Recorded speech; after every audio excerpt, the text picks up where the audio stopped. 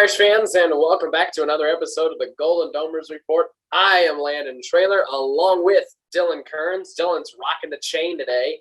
That can only mean one thing. We're doing Notre Dame preview today. Folks, it's game week, Sunday night, 7:30 p.m., ABC. Notre Dame takes on Florida State in Tallahassee, and we are here to preview that game as well as preview and pick some other games around the country. Dylan, college football is back, and in the famous words of Joe Tessitore in 2016, welcome back, college football. Give me more. Yes.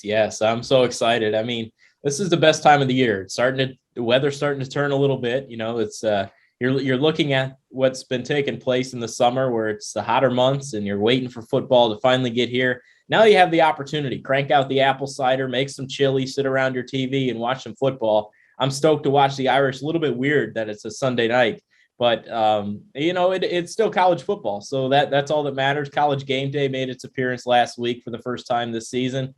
And so there's going to be some good games coming up this weekend, and I'm excited to get into them. Absolutely. There's going to be great games this weekend, Dylan. I mean, I think for the first time ever, I got a 3-page game list for us. So I am very excited, as I know you are, for this college football season. Dylan, it is indeed the best time of year. We have in one corner, you have Major League Baseball, and in the other corner, you got college football, and then right down below, you have the NFL starting up next week, the 12th. Before we start today's episode, we would like to say that Dylan and I would like to say that our thoughts and prayers are going out to those affected by Hurricane Ida in Louisiana and around the country. So we are definitely thinking of everyone involved, and we are praying that everybody makes it out and there are no casualties. So with that being said, get the popcorn, get the Coca-Cola, whatever your preferred drink is. I know one episode I actually showed my Coke, but I don't drink Coke anymore. I'm on the coffee. I'm hooked on the coffee. So anyway, get set. We're about to start. This is Jameer Jones from the University of Notre Dame, and you're listening to the Golden Domers Report. It's caught by Samardzija. Inside the 20, inside the 10. He's going in. Notre Dame has scored. It's a game of who's going to flinch first. We know that isn't going to be Notre Dame. Welcome back, Irish fans, and let's get right into it, folks. Florida State and what are we? What are we doing? I think we're number 7. Yeah, I think we are. 9. No, pardon me. Number 9. Number 9, Notre Dame taking on the unranked Florida State Seminoles. My apologies there. In Tallahassee. We make our first trip to Tallahassee since the 2014 heartbreaking loss.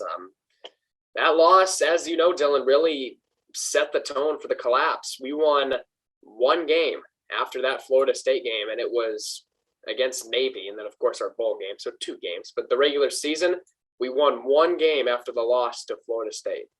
Yeah, let's hope that doesn't happen this year. Brian Kelly won't have a job. I'm pretty sure we will win more than one game after the game takes place on Sunday against the Seminoles, but it's still a hostile environment there. I feel like it's something that even if the team isn't the best, playing in that stadium can be a big challenge for anybody, especially to start off a season.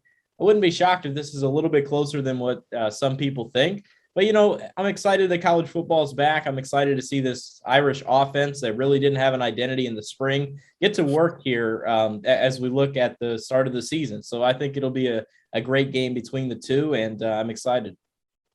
Dylan, the crowd is going, just the atmosphere in Tallahassee, I think it's going to start on Friday night, Dylan.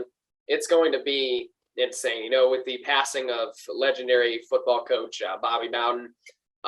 No doubt about it, Coach Bowden was one of the greatest coaches of all time. Whether you liked him, whether you disliked him, he was a winner. He's one of college football's all-time winningest coaches. His bowl record is second to none. I know he's probably second to someone, but his bowl record's phenomenal. Like him or hate him, Coach Bowden was a phenomenal coach, and I think it's truly honor. I think it's an honor for Notre Dame to be playing, or for Florida State to be playing Notre Dame the night they're going to recognize such a legendary coach such as Coach Bowden. The atmosphere is going to be second to none. I don't care. You have Clemson and Georgia. That's in a neutral site. All the other big games are in neutral sites. It always seems that when Notre Dame plays on this opening weekend on the road, plays on the opening weekend on a Sunday, Monday night, say even a Saturday night, we always seem to go on the road instead of rather being in a neutral site. Like I would love to see Notre Dame, Florida State in a neutral site. But obviously being in that environment, my point I'm making is the nation's going to be watching, Dylan. Yep. I mean, you think about it. You think Sunday night football. A lot of people tune in Sunday night to watch football. And you think, okay, the NFL usually has that. But look, the NFL doesn't start for another week. So everyone's attention that wants to watch football on a Sunday night, getting excited now that it's September, they're going to be tuning into the Irish, and they're going to be taking on Florida State, which is a pretty hefty rivalry between the two schools. And they've definitely seen their fair share of collapses multiple times. And I know there's no Jameis Winston there, but it's still going to be one of these great games that isn't going to be a blowout on either side. So it's going to be a great contest, and the nation should hopefully gain some respect for whatever takes place on Sunday. Absolutely, for sure. One more thing about the environment, Dylan. It's the first sellout crowd for Florida State in a very long time. Obviously, they didn't go full capacity last year, but even when they were full capacity, they did not sell out because of how bad the team was. I remember watching a game, Dylan. It was on ABC. I cannot remember, but my grandpa and I were watching it, and the whole stadium, half the stadium was empty. I mean, hardly any students were there. And it's just sad to see. Whether you like it or not, when Florida State is good, I believe, in my personal opinion, I think college football is good. You know, you have your classic rivalries in the ACC. You know, you have your primetime matchups with Miami and Florida State, Clemson and Florida State, even Duke and Florida State. The good old days when Georgia Tech was good, you know, running the triple option. Georgia Tech, Florida State in primetime, blocked, erased, snuffed out, and then Georgia Tech running it back for the touchdown, game winner. But when Florida State is good, I think it's good for college football. And just to be back in an environment like Doak Campbell Stadium, I think it's really going to be a tough test for Notre Dame. I'd rate Doak Campbell up there among the top 10 most hostile environments in the country. Yeah, it is. I actually have a friend going there. He's making the trip down, so that's going to be a lot of fun for him. He's been telling everybody about it for a long time now on Facebook and everywhere else that he's going. He says, you know what? I have an opportunity to take a trip now. I'm going down with my buddy, spending the weekend in Tallahassee, an extra weekend, you know, with the Labor Day on Monday. So he's gonna have some fun there going to Tallahassee to watch the Notre Dame take on the Seminoles. So should be a lot of fun there. And I know he's going to have a great time because it's going to be a great game. Yeah, my grandpa and I were thinking about going to this upcoming Sunday. But you should see the ticket prices, along with hotel prices, along with gas, along with food, just because it's Bobby Bowden night and it's Notre Dame coming into town. I can almost guarantee that it's because Notre Dame is in town. Whenever Notre Dame's in town, you know there's going to be some fireworks. So with that being said, let's get into our keys of the game. Dylan, I'm going to go ahead and let you go first because I got some big keys that I'd like to share. Yeah. Sorry, I'm texting my buddy who I got that thought in my head. I say, you know what? He's a big Florida State fan. He lives about an hour and a half from Tallahassee. If I can get my schoolwork done, I'm thinking about potentially going in there and maybe go to a bar to watch a game there. I don't know. I'm already getting excited for this game, so I'm stoked. But looking at the keys right now, I think you got to start hot. Simple as that. You cannot get down early because the momentum from the Florida State crowd can bury a young Irish team. And I know that there's still some returning players. Kyle Hamilton's back, but there's still a lot of youth on this team. The wide receiving room is, I mean, it's not as experienced as I'd like. I know you're very high on Braden Lindsey, but I was high on him last year and he really didn't do a damn thing. But you're looking at this Irish team, and I still think that they're very young. And you have to find a way to put up points, whether it's a field goal on your first opening offensive drive or anything to get points. Because if you throw a pick six or a turnover right away, the ball game could be over real quick. Yes, that's true. I don't think the ball game could be over really quick if you throw a pick six on your first drive. There's just too long to go. Will it definitely have a factor? Yes, but obviously, I don't think the ball game will be over. Now, I get what you're saying. We have to get off to a good start. We cannot get off to a slow start at all. When Notre Dame gets off to a slow start, it usually does not end well for us. You look at Michigan in 2019, you know, how we were starting off slow offensively. So is Michigan.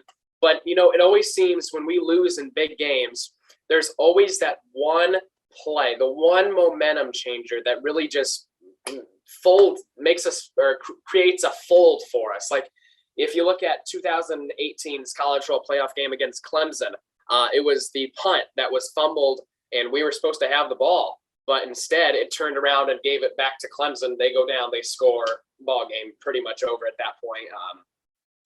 We go down, we never even scored again. So we were supposed to have it right at their 20-yard line or above, or maybe a little bit closer to even the 10-yard line. Instead, it turns around, Clemson throws a bomb down the field, and you know that. Michigan 2019, I'm not going to sit here and name every single loss we've had. I'm just going to name a few that come to mind. The big one for me was in Michigan 2019, the big game, the big momentum changer was the blocked punt. Jerron Jones, I don't know why, he touched the ball. He touched the football. It was never tipped. It was never touched. And he just ran right on top of it, and Michigan takes over. Next thing you know, Charbonnet is running for over 300 yards on us. So another one I want to mention just really quick is Miami in 2017. You know, the first turnover that Wimbush threw, or interception that Wimbush threw, I knew we were done. I was sitting there watching that with my grandpa. He's like, uh-oh. Because, you know, right when we threw that pick six, Wimbush threw that pick six against Miami, you knew that crowd was going to get into it. But so with that being said, here are my keys to the game. Our defense has to be prepared in this one, Dylan. Florida State, I feel like I'm saying a lot. I'm gonna work on that today. Wow, as I say instead of anyway, so you look at this Florida State team as a whole. They're not as bad as people really make them out to be, I feel. They are improving. They are an improving squad, no doubt about it. They're not put together, but they're putting themselves together, if you get what I mean. Their offense has potential, a lot of potential. I don't usually like the word potential. Ask my brother and Brandon Durnell. I hate the word potential. They hate it too. But look at last season. Florida State scores 26 points on us. That was the most points we allowed all year leading up to Clemson. And I know we had 2 weeks off due to COVID, and we only got 3 practices in that week because of COVID-19. But it's still giving up 26 points to, quite frankly, a Florida State team who returns most of those players. I know, Tyree? Was his last name Terry? He shredded us, but he's gone now.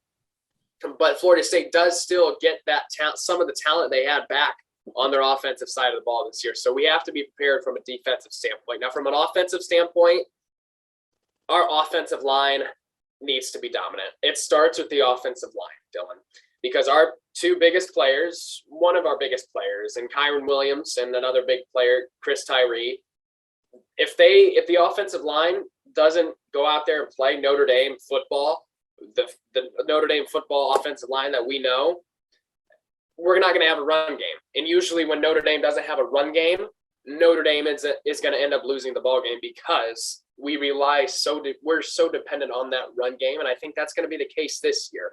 Yeah, I want to piggyback off of that real quick. You look at the setup of this offense, and I this is another one of the keys I have. You have to establish a ground game and make sure Jack Cohn gets comfortable. Because I know he's had experience and he's played a lot of games, especially at Wisconsin. You know, he's been around the block for quite some time. He's played some big games, but I feel like it's still a new offense. It's a new environment for him. And if you can establish a ground game, it could really help him settle in and get a rhythm as opposed to going out there being forced to throw the ball on 3rd and 12s. And that's not going to help you win games. So you got to convert on 3rd downs and make sure you can establish a ground game to make sure he's comfortable. Definitely. Absolutely. I agree. Wow. We agree. Wow. First time in a while. Anyway, our next, my next key to a Notre Dame victory is we can't give up big plays. You know, you look at the losses we took last year, Clemson in the ACC championship, one big play led us to a defeat, and that was Trevor Lawrence's pass to the end zone after our missed field goal. We can't give up the big play. It's plain and simple. We cannot allow a 30-yard pass, a 70-yard run, or we're going to be in trouble, because one big play usually leads to more big plays, which usually leads to the deciding factor of the game. You look at the Ohio State game when Ezekiel Elliott just wham, bye, game over right from the bat. So, Dylan, this game really has one more key to me, and then I'll get to my other point, is score in the red zone. I feel like a broken record because I've been saying this for over a year with Notre Dame football. Score in the red zone, please. I like field goals, and I'll be glad. I'll be satisfied with the field goal, but I won't be happy. Anytime you are in the red zone, you need to put that ball in the end zone, especially when you have the backfield with Chris Tyree and Kyron Williams. Yeah, I agree 100%. And I think I know every single year before a game, I always name one player I think is going to be a difference maker. And I know I said Lawrence Key's name a lot last year. Go. And I'm not saying it again this year, but it's Chris Tyree. Chris Tyree needs to return a kick. He needs to have a big run, something of that factor. If the Irish want to have a great game and define success, you need, whether it's a bubble screen, something that gets him the ball with the ability to break off a big play, because he has, I'm going to say it, he has Jamal Charles speed, and he has that ability to just run all over you. And if he could get into free space and make people miss, it's going to be game over. I know Kyron Williams gets a lot of love, but Chris Tyree is going to be that X factor in the Notre Dame success on Sunday. That's a bold statement. That's a very bold statement, but I definitely could see that happening. Now, one more point that I want to make, and then we will jump into our week 1 picks for the first time this year. Dylan, this game has Texas 2016 vibes written all over it. You cannot doubt it. You're on the road on a Sunday night. The weather's going to be hot and humid as it was in Texas. Joe Tessitore is going to be on the call. Dylan, we have a top 10 Notre Dame football team taking on an unranked Florida State team. Texas was unranked. We were number 10 to the country heading into Texas. We gave up 50 points in double overtime. This game could very well set the season. And quite frankly, I think it will set the season. We need to get off to a hot start this year and show the nation that we are here to play. We're not pretenders, we're contenders, and we're here to stay. We are here to stay. We're not just going to have a good year, make it to the playoff, and then fall off a little bit. We need to jump off to a hot start and say, hey, this is how we play here at Notre Dame. I get that comparison with Texas, but I also look at the season opener on a Monday night against Louisville. That's another one that I look at. And I know it's a different setup. It's a different atmosphere, I guess, if you look at it that way. But if you remember back to that Louisville game, I think it was the start of the 2018 season, or 19. It was 2019. But you look at the start of that season, it was a Monday night, as I mentioned, and Notre Dame started slow. And that's why the key to the game here for the Irish is to make sure you get out to a hot start and get points on your first drive. Make sure that you don't get buried by the Florida State momentum, establish the ground game, get Cone comfortable, and convert on third downs. You do all those things, you're going to win. So those are the reasons that I think they will win. But I think it's more Louisville as opposed to Texas, because I don't think the Notre Dame defense has given up 50-plus points of this Florida State team on opening night.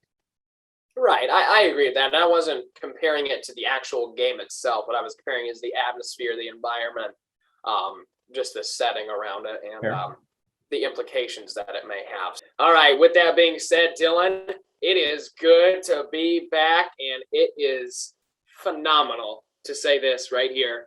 Let's get into our picks. I feel like I said that every week last year through the 13 weeks that we had. Dylan, let's get into our picks. No guests this week. Unfortunately, JR cannot be here. And due to Dylan and I's schedules, we cannot go live before the game. So we are sorry about that. You should be seeing this tomorrow if our producer, Anthony Alejo, can get this uploaded. I know he's been busy with work, but hey, it's glad to have Anthony back for sure. All right, moving on. Week 1. Ready? Let's do it. Ready as you're supposed to say ready as I'll ever be, but okay. Ready as Thursday. Okay, whatever. You ruined it. Thursday, September 2nd at 7 p.m. We got the Citadel at number 22, Coastal. Dylan, The blue field is back. The blue field is back. Great atmosphere Thursday night. And, I'm going to go. I actually think this choice is pretty clear. It's Chanticleer. That's how clear this pick is, that I'm going with the Chanticleers of Coastal Carolina.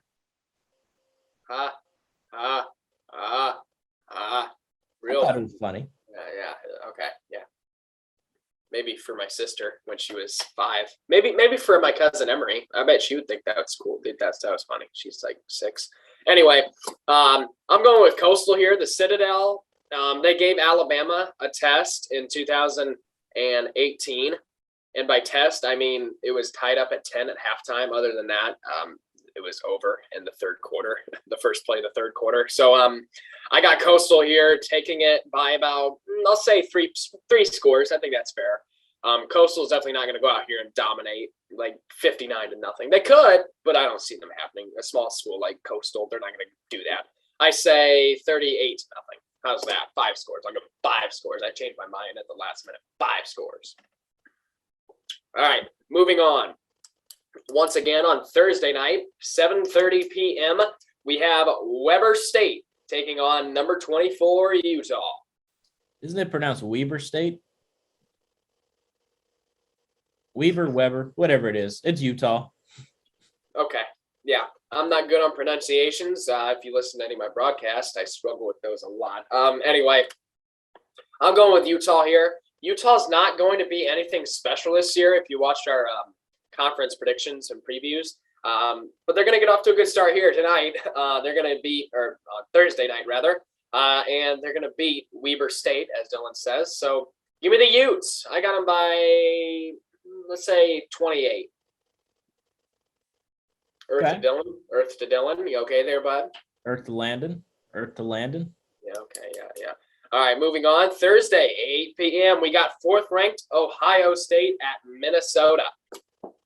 I don't think we need to spend too much time on this one. I'm rocking with the Buckeyes. Yeah, not much to talk about this one. Minnesota's kind of fallen off here a lot. They had an undefeated season on the line, or close to a one-loss regular season a couple of years ago in 2019, and then they just really fell off last year. They're trying to get back on track, but starting the year at home against the 4th team of the country, that's not going to be a good start. So I got Ohio State rolling over Minnesota. Yeah, Feel bad for the announcers who are going to have to call these Thursday night games. I really do. Hey, that's where they teach you. You got to find a way to find storylines to keep you going. Right. Moving on here, the last game, 10:30 p.m. on Thursday night, Southern Utah at number 25, Arizona State. Herm. You play to win the game. You play to win the game. I got Arizona State. They might score 70 at this point. They scored almost 70 against Arizona last year. Why not make it 70 against a team like Southern Utah? Give me the Sun Devils. How do you do it? Forks up. Give me the forks up. All right, Friday, September 3rd. Dylan, closer and closer to Saturday Night Football, but we have one of the most underrated matchups on Friday night, 6 o'clock p.m., and it's number 10 North Carolina at Virginia Tech. I don't think that's underrated at all. Really? I think North Carolina runs them over. I do not see North Carolina running them over due to the fact that, 1, Virginia Tech's an improving team, and 2, North Carolina, it's week 1. But with that being said, I am going to take North Carolina, let's say 35-21. Virginia Tech, if you watched our previews, once again, the ACC preview, I'm a big believer in this Hokie team. I think they have what it takes to be still in there and not have a losing season as they did last year. It's a big year for Fiente. I can say that. If he doesn't perform to the Virginia Tech standard, I think he's going to be making his way out of Blacksburg. So I'm taking the Tar Heels. Moving on, that was the only game on slate for Friday. So Saturday, here we go. Dylan, noon, 2nd-ranked Oklahoma at Tulane. I think it's Oklahoma, but you brought up a good point here. Obviously, I think Oklahoma rolls them over, but looking at it, you personally, I know you think that they're the national champion, but do you think Oklahoma deserves this number 2 rating to start off the season? Yes, because of how much talent they bring back. It's fair. I would like to, honestly, you know me. I'm a big believer in this Oklahoma team. I think they should be number 1, and they're going to get their number 1 spot sooner or later in the season. Even if Alabama remains undefeated, I still think Oklahoma will get that number 1 spot just because of the talent that they have. They're my national champion. Speaking of timeout on the break, who's your national champion? We did not talk about this. That's the one thing we did not talk about. I'm not ready to make that pick. Okay, you got to make it at the end of the episode, though. Oh, I ripped my page out. End of the episode, you got to have a national champion. Last year, you took Oklahoma, backfired completely on you. This year, I'm taking Oklahoma, and I usually don't get backfired on. So, anyway, I'm taking Oklahoma over Tulane big time. Moving on, 19th ranked Penn State at number 12, Wisconsin. The Badgers and the Lions. Whole pack of Badgers. Dylan, this could really set up the pace for Penn State this year. You know, James Franklin, a lot of people are calling for his job in that Happy Valley. I'm going to go with Wisconsin here as Penn State struggles continue. Penn State, they're going to be a struggling team this year, I feel like. And by struggling, I mean 8-4, 9-3 area. That's decent, but it's not Penn State. It's Irish. It's not it's not what Penn State is used to. You know, Penn State's used to, you know, maybe they should go back to being an independent. Maybe that would really get Penn State back to playing at a high level. Jeez. I'm going with Wisconsin. No, Penn State and Notre Dame was a phenomenal rivalry back in the day. Yeah. All right. The Snowball. All right. Fresno State at number, by the way, I'm going with whiskey. I got Wisconsin. Fresno State at number 11, Oregon. This is a noon start as well. Dylan, 9 a.m. on the West Coast. It's early, and it's the Ducks. This game's over by halftime. I'm going with Oregon. Oh, speaking of Fresno State, last week, Fresno State played a game. I can't remember. Was it UConn? I think they played UConn. The temperature on the field, on the turf, was 115 degrees in California. That's crazy. I'm going with Oregon. Just thought I'd make that point out. I'm going with Oregon. This one's over by halftime. Remember when Fresno State was ranked a couple years ago? That was fun. Yeah. 3:30 p.m. Is that where Derek Carr went? Indeed. Yeah. Moving on, 3:30 p.m., we get to see number 1 Alabama in a neutral site take on number 14 and overrated Miami squad in Atlanta. I think I said this during the predictions, but I got Alabama in overtime. Roll Tide, I got them winning by 21. Roll Tide. Ugh. That just did not taste right coming out of my mouth. Ugh. Moving on here, staying at 3:30, we have Miami of Ohio at the 8th-ranked Cincinnati Bearcats. Yeah, Bearcats. Yeah, this one's not even going to be close. Sorry, Cheyenne, but I got Cincinnati steamrolling Miami of Ohio. Steamrolling. They might win by 50. Wow. I'll take them 56-14. How's that sound? That sounds a little generous on the Miami side. All right, moving along here. This is, honestly, I think this is definitely a top 5 matchup of the week. 17th ranked Indiana at number 18 Iowa. You have Iowa's athletic director. I cannot remember his name for the life of me. I've been thinking of it since we started the show, but I've just been too lazy to look it up right now. But Iowa's athletic director is the chair of the CFB committee. Indiana feels that they definitely got snubbed, which it could go either way because Indiana has yet to beat a team with a winning record who finishes with a winning record. Especially last year and the year before that. So I can see where he's coming from, but Indiana might have some anger they want to take out on Iowa. Yeah. Similar to basketball, Iowa Hawkeyes are beating the Indiana Hoosiers. Hey, man, take it easy. Let's chill out a little bit. Come on. Hey, come on. It's a kid's show. Come on. Don't make me get feisty. I'm going with IU here. I'm going with the Indiana Hoosiers. They finally look. Indiana has what it takes to be contenders this year, no doubt about it. They return Penix. They return. By the way, it's pronounced Penix. By the way, Dylan, you Penix every year. Penix every day, every year, every game. I said Penix once. It's Penix. No, you said it more than once. I can promise you that. But anyway, I'm going with Indiana here. Like I said, they return Freifogel, as well as Penix.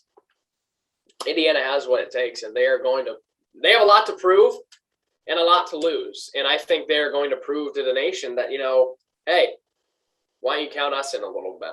All right, so I'm going with the Hoosiers. All right, moving on, 4:30 p.m. Northern Iowa at number 7, Iowa State. Yeah, I got Iowa State here. Yeah, don't want to expand on that. Nah, just a gut. Northern Iowa isn't that good. All right, Dylan. Yeah, don't care to expand on that, but I'm going with Iowa State here. Northern Iowa. The last time they've really been on the map or on the news is when they hit a half-court shot to beat Texas in the NCAA men's basketball tournament, or when they blew a 17-point lead in 59 seconds against Texas A&M. So I'm going with the Cyclones of Iowa State. All right, here we go. This is also a very underrated matchup here. You have number 23, Louisiana Lafayette, at number 21, Texas. How is that an underrated matchup? Texas is going to steamroll them. Really? Yes. I don't think so. Explain. I'm taking an upset here with Louisiana Lafayette on the road at Texas. I have the 23rd ranked Ragin' Cajuns. Don't laugh. I'm serious. I'm dead serious here. And it's my upset of the week. Okay. It's my upset. I just have a hunch. I don't think Steve Sarkisian is the right fit at Texas. I personally don't. Texas is going to be good. 9-3, maybe 8-4. They're Texas. End of the day, Texas will be Texas. Nobody can help Texas at this point. Give me the Raging Cajuns. Moving on here, 5:00 p.m. I got San Jose State taking on number 15 USC. You can't spell sucks without USC. You can't have a Golden Domers Report episode without making that joke when you're talking about USC. But either way, it's the Trojans. You can't. Besides Michigan, USC is probably my least favorite school. I can respect Michigan as a university and a football program. I have zero respect for USC. I'm going with, as I say here, trashing them, I'm going with USC to win against San Jose State. I'd have to be insane to pick San Jose State to go against this. Honestly, USC is a really good football team this year. That's where you use your head and not your heart. Yeah. I'm going with the Trojans. All right, Dylan, 7:30 p.m. on Saturday night. 5th ranked Georgia in a neutral site against number 3 Clemson. This is the game of the week, no doubt about it. Yep, and it's Clemson, and I'll tell you why. DJ Uiagalelei has big game experience. He played last year. This is where I'm talking about what I want to see on the Notre Dame side with Tyler Buchner. That's who I want to see get big game experience here this year, to where he can come in next season and really take over that job with the hard schedule that they possess. And I know that Uiagalelei is going to have to make some plays. He has Justin Ross back. He has a pretty solid run game with Lynn J. Dixon and Trevor Etienne back there. So there's a lot of stuff going on with this Clemson squad, and I think they're set up for success. You got James Skalski coming back, so he's a big leader on their defense. So I think Clemson, I know Georgia's defense is really good. I know that they still have a lot going on there, but I think Clemson is the team that takes this matchup. I agree with that, Dylan. I 100% do agree with that.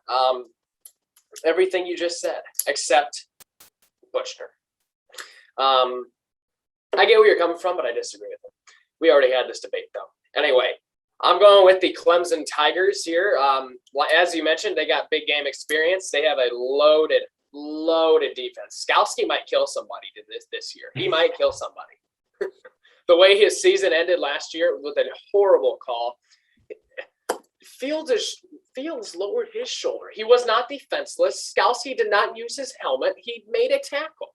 It was not a defenseless player. He had the football, and he was going to make a move. Skalski made a tackle. Sorry, we just never talked about that hit. He might kill somebody this year is what I'm saying. I feel bad for any offense having to face Skalski this year. So I'm going with Clemson by 10. I already made a bet with my brother here. I think he picked Georgia by 3. I picked Clemson by 10. We made a handshake on it. So I'm going with the Tigers here. Georgia, it's beginning of the year Georgia in a non-conference game against a top 5 opponent. I like Kirby Smart, but he does struggle in these games. He's Brian Kelly 2.0. Wow. Did I just say that about Brian Kelly? Yeah, I'm sitting here like, what just came out of your mouth? I'm starting to like it. He's a winner to an extent. Moving on. Anyway, if you didn't catch my pick, I'm going to Clemson. Moving on. Florida Atlantic at number 13. Florida. Nail biter, folks.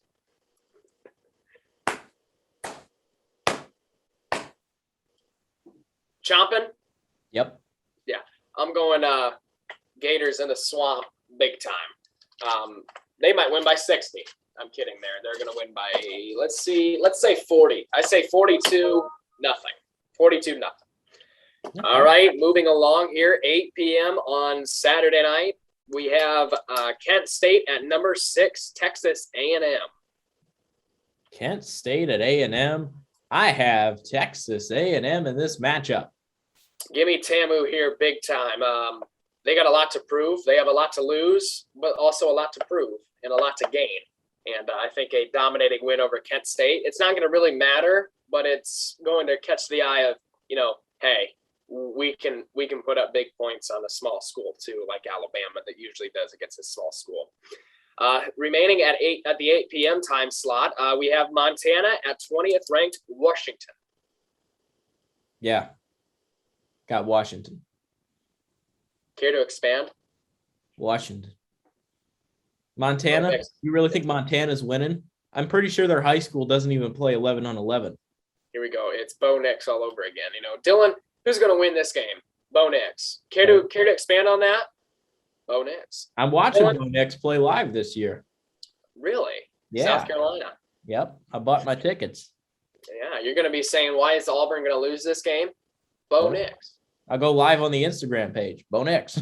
Yeah. Just Bo Nix. Why? Dylan, care to expand on why Auburn's going to lose tonight? Bo Nix. Yeah. That's all you had to say last year in Auburn's disaster of a year. All right. 8:30. Oh, by the way, I'm going with Washington too as well. I'm going with Washington. 8:30 p.m. 16th ranked LSU at UCLA. Dylan, I think this is an underrated matchup.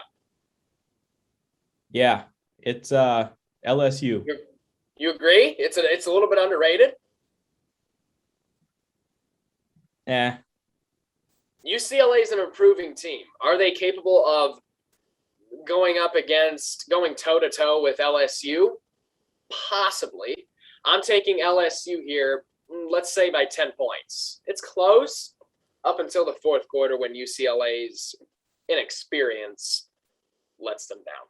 All right, Monday, 8 p.m., Ole Miss taking on Louisville in Atlanta. Yeah, I got the Cardinals. I simply do. I think. What? Wow. No, go ahead. I'm sorry. I'm just shocked. What makes you think I'm shocked? What makes you shocked? Louisville does not have an offense at all. Doesn't matter. Louisville's an interesting team, and I tell you why. They're in a good spot this year, and I think it's a favorable matchup to start their season. I truly believe in the Cardinals. I don't agree to that, Dylan. I don't think it's a good matchup to start their season. You're taking on an improving Ole Miss team who scored 40-something points on Alabama last year. You're going up against an improving Ole Miss team who won a bowl game last year, who played in a bowl game last year, unlike Louisville. You're going up against you love Lane Kiffin way too much. I am a Lane guy. I like Lane Kiffin. Lane train. You've been aboard the Lane train ever since he's gotten his way over to Ole Miss. But I liked him. I liked him at USC. He knows what he's doing. He's a phenomenal coach. I like Lane Kiffin. He studied under Nick Saban, the best coach to ever live. And he's been successful everywhere he's gone. Look what he did at Florida Atlantic. Look what he did at USC for a little bit. He had USC contending for a while. And then, obviously he just didn't have the talent at USC to win. Anyway, I'm going with Ole Miss here. Plain and simple. Big time blowout. I'm going Ole Miss by 17 points in this one. It's not even going to be close. As you mentioned, yes, I am a Lane train. I am on the Lane train. I have been ever since I found out who Lane Kiffin was. Except the only bad thing that he did that I remember when he was with the Raiders. I think it was the Raiders. Remember he kicked that 60-something yard field goal before the half? Yep. It's got to be one of the dumbest things ever. Hey, he had, if I'm not mistaken, he had Sebastian Janikowski as his kicker, right? Yes. Yeah, and Sebastian had a big leg, so he could drill it. All right, moving on to our final game and the most important game of the week. Number 9, Notre Dame at Florida State, 7:30 p.m. Sunday night on ABC. The game of the century. Dun, dun, dun, dun, dun, dun, dun, dun, dun. I don't know if I can do that because copyright issues. I was going to play it on my phone, but I think that'd really get us copyrighted. But anyway, who you got and why? I got the Notre Dame Fighting Irish, and I know I mentioned. Wait, hold on. Did you just have Notre Dame winning a football game? I always pick Notre Dame to win a football game. Well, not always, but last year I think I picked them losing to Clemson in the playoff. I can't remember if I picked them in the regular season or not.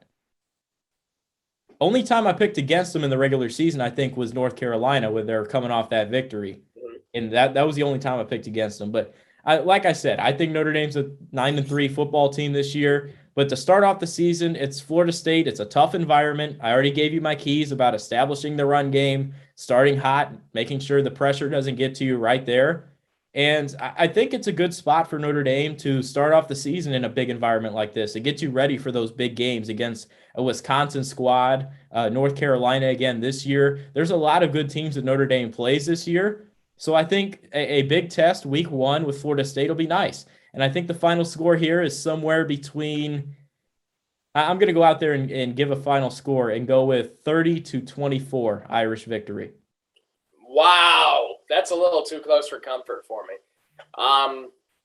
As you mentioned, the Louisville game in 2019, the opener on a Monday night. We got up to a slow start. We were down. I know we won at maybe 35-17. I think we're down 17-14 at half. I feel like it's going to be that way again, except I think we're going to be down. I think we're going to be up at half, but it's going to be real close. I don't think we trail, but I think we do. Florida State does keep it close in the first half. But I got the Irish. Don't get me wrong. 31-14. We'll have to go off screen and talk about this one, if you know what I mean. Haha. I got Notre Dame 31-14. Starting off the year, we're 1-0, folks. Yeah. One thing I'm a little upset about, I know we'll get into it with week 2 rolling around, is season opener is not going to, the home opener is not going to be on NBC. It's going to be Peacock only. So you got to pay a subscription to watch the Irish, which I think is complete and utter horseshit. But, it's a good spot. I do think Notre Dame takes this one pretty, not easily, but you know what I mean. It's going to be a closer game. The Irish, I like the way that they can start their season in an environment like that at Florida State. And I'm excited to see what Jack Cohn can do with this offense. It's going to be very interesting. So, folks, that'll do it here for us on the Golden Domers Report. You can catch Notre Dame at Florida State at 7:30 p.m. on ABC Sunday night. And until next week, for our Toledo preview and our Florida State review, Toledo preview, I'm Landen, Traylor along with Dylan Kerns saying so long from the Golden Domers Report. Go Irish and love the Notre Dame. See you next time, folks.